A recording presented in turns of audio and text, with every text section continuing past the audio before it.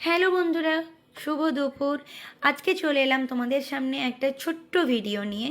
তো তোমাদের কাছে আমার এটাই আশা থাকবে যে তোমরা ভিডিওটা পুরোটা দেখবে, দেখে একটা লাইক কমেন্ট করে দিয়ে যাও।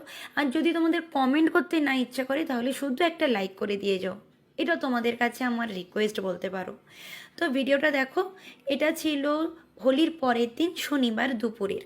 তো দুপুরবেলা আমরা সবাই মিলে বসে টিভি দেখছিলাম, আর ছেলে আছে মানেই তো কার্টুন তো চলবেই। তো আমরা সবাই দেখছিলাম মোয়ানা 2 সিনেমাটা নতুন রিলিজ করেছে। তো সিনেমাতে দেখতে দেখতে ভাবলাম একটু নেল পালিশ পরা যাক। তো নেল পালিশ পরতে পরতে দেখলাম সন্ধে হয়ে গেছে। তো সন্ধ্যের সময় আমার ছেলের খাওয়ারও টাইম হয়ে গেছিলো। ছেলে আমার হরলিক্স খায় জলে গুলিয়ে, দুধে খায় না। তো আমি ওই খাবারটাই করতে চলে এসেছিলাম। ছেলের খাওয়া দাওয়া শেষ করে ভাবলাম সবাই মিলে বসে একটু চা খাই।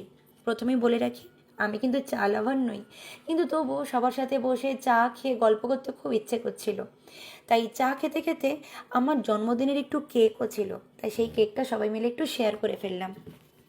তো দেখো, আমরা সবাই মিলে বসে গল্পও করছি, চাটাও খাওয়া হয়ে গেল। আর বেসিনে এত বাসন পড়ে রয়েছে। কেন বলো তো? কারণ আমাদের কাজের মাসি 7 দিন হোলির জন্য ছুটি নিয়েছিল। তো সমস্ত কাজ আমাকে আর আমার মাকেই করতে হতো। তো তাই জন্য বাসন মাজতে চলে এসেছিলাম। তো বাসন মাজা শেষ করে আমি, আমার ছেলে আর আমার বর 3জন মিলে একটু বাজারের দিকে বেরিয়েছিলাম।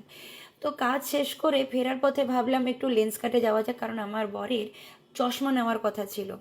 হ্যাঁ দেখো, তোমাদের সাথে গল্প করতে করতে আমরা কিন্তু লেন্স কাটে পৌঁছেও গেছি। আর লেন্স কাটে পৌঁছে আমার তো কোনো কাজ ছিল না, যেহেতু আমার বরের জন্য চশমা কেনার কথা। তো আমার বর এক একটা করে চশমা পরছিল, ট্রায়াল দিচ্ছিল। আর আমার তো কোনো কাজ ছিল না, তাই জন্য আমি ভিডিও করছিলাম, ফটো তুলছিলাম। আর দেখো, আমার ছেলের কিন্তু দুষ্টুমি ওখানেও শুরু হয়ে গেছে। আমার ছেলে যেখানেই যায় সেখানেই দুষ্টুমি করতে শুরু করে দেয়। তা যাই হোক, আমরা ওখানে চশমা কেনার পরে চলে গেছিলাম পোস্ট অফিস মোড়ে, কারণ তার পরের দিন আমার বরের বেরিয়ে যাওয়ার কথা ছিল।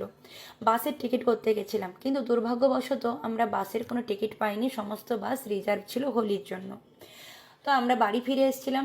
বাড়ি ফিরে এসে আমার ছেলের ডিনার টাইম হয়ে গেছিলো, তাই আমার ছেলে খেতে বসে গেছিলো। ছেলের খাওয়া দাওয়ার পরে বসে গেছিলাম আমরা।